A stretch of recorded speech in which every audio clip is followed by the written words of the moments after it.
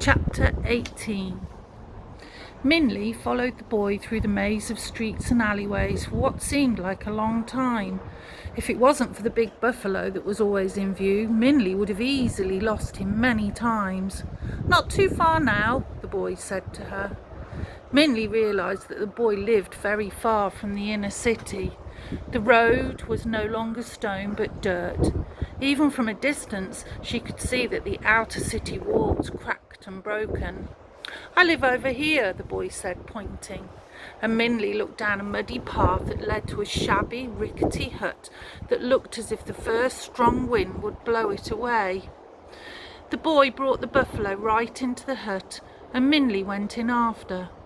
She looked around the small, meagre home. The only furnishings Minley could see were 2 wooden crates and a rough stool. On one side of the hut, a crude metal gate stood in the fireplace with a well-warmed pot on it.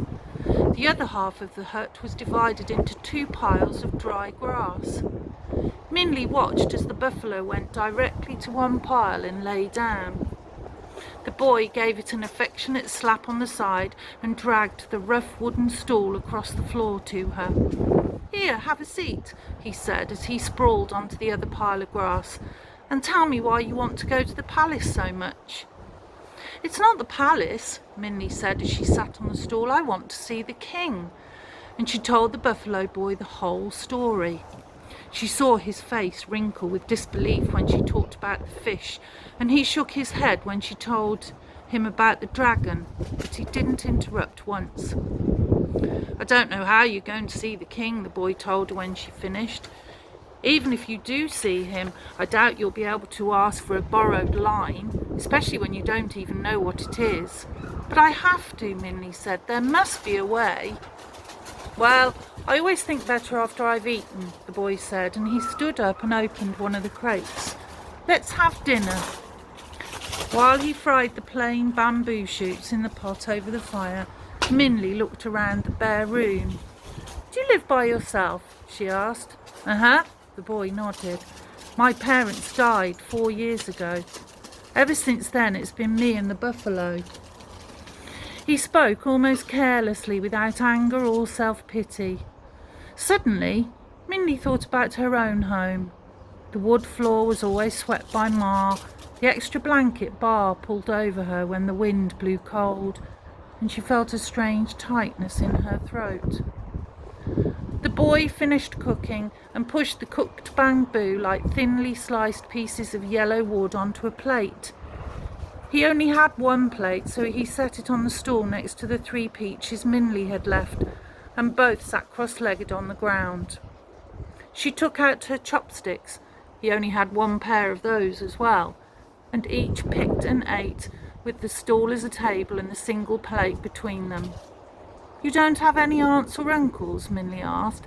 "Other family or friends?" "Well," the boy tossed a peach to the buffalo and then hesitated. "I do have one friend," and Minley was surprised to see his face change unexpectedly. The sharpness of his expression softened like a flower blossoming, his small smile gentle. "Who is it?" Minley asked. The story of the buffalo boy's friend. "Sometimes during the hot summer days there's not enough water for my buffalo, so I like to take him out of the city into the surrounding forest to drink in the stream there. One day I brought him to the forest and he kept pulling and pushing me away from the stream. No matter what I did, he refused to go in my direction. So finally I just let him lead the way.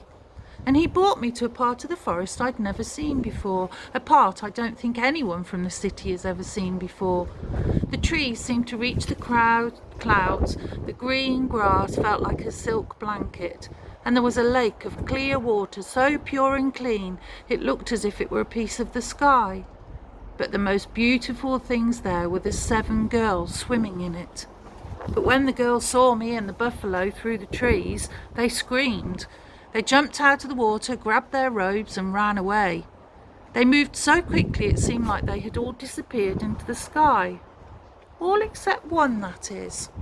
One girl stayed in the water and stared at me with scared eyes. Her hair floated around her like a midnight halo, and her white face looked like a star in the sky. "Hello," I said.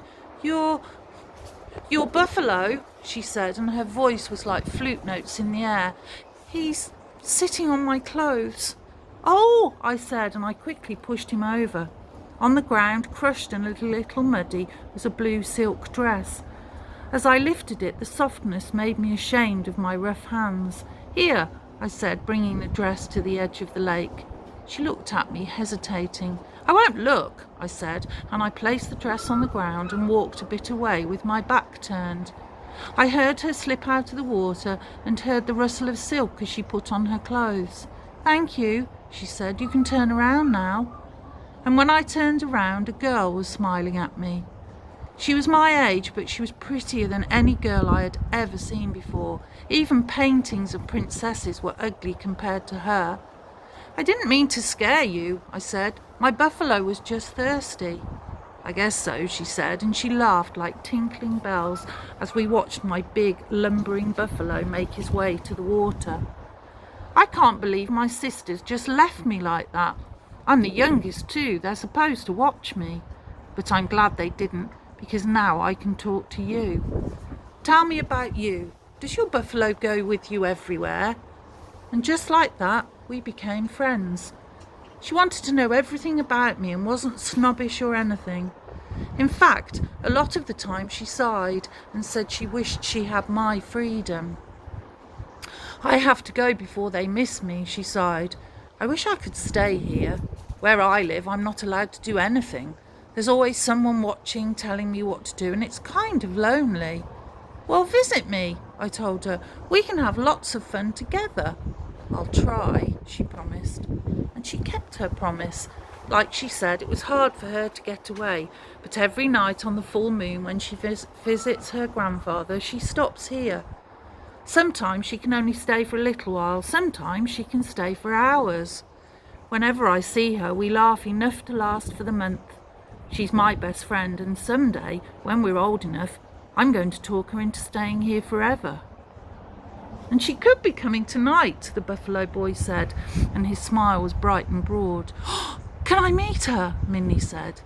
It was funny how the buffalo boy's whole manner changed when he talked about her. His vaguely mocking attitude and tough expression washed away, and he lit up like a lantern. She was glad the boy had someone in his life other than the buffalo. The boy looked troubled. "Well, she's really shy around people," he said, "and I think she's afraid if anyone sees her, her family might find out that she stops here instead of going straight to her grandfather's. They're really strict with her." "I won't bother her then," Minnie said. "Do you want me to leave?"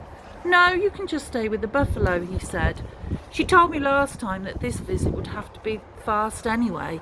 She was behind on her work, so I will expect her back quickly." "Work?" Minnie asked. "What does she do?" "She weaves and spins thread," the boy said. "That's what she brings to her grandfather when she visits. Thread that she spins." "Hey, I know. I'll ask her how you can see the king. She'll know." "How will a weaving girl know about the king?" Minnie asked. "Does she live in the inner city?" "No, she lives far away," the boy said vaguely, "but she knows a lot of things." Minnie shrugged. It didn't seem likely to her that a friend of the buffalo boy would know how she could see the king, but as she didn't have any ideas of her own, she would hope.